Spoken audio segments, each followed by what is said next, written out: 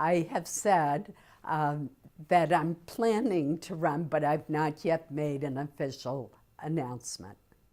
Before we talked about the Senate, the military raid to arrest Venezuelan President Nicolas Maduro. He should stand trial on American soil.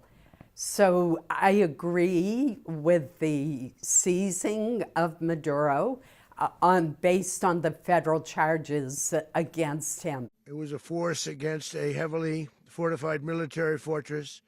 But Collins distanced herself from President Trump, who's been saying the U.S. will run the country.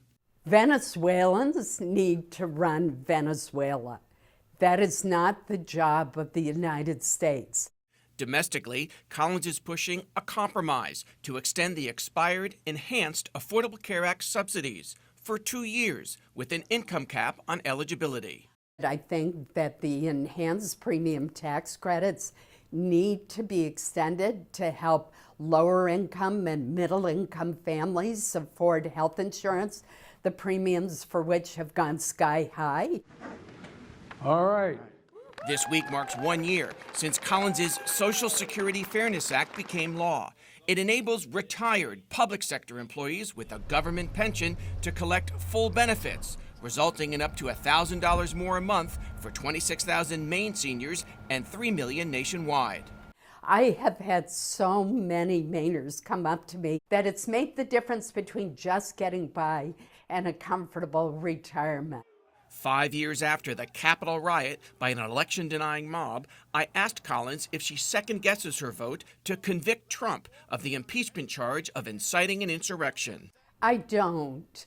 I was here on that very dark day, and I will never forget the pressure that President Trump put on Vice President Mike Pence, who was presiding over the Senate during the electoral count. And fortunately, the Vice President did the right thing. In a polarized era, Collins prides herself as a centrist who gets high ratings for bipartisanship. I have a long record of accomplishment because of my seniority and because I do work across the aisle, and that's how you get things done. Collins' opponents say she doesn't stand up enough to Trump, but she told me there's never been a president with whom she completely agrees, but she always votes first on the best interests of Maine and second of America. In Portland, Phil Hirschkorn, News Center, Maine.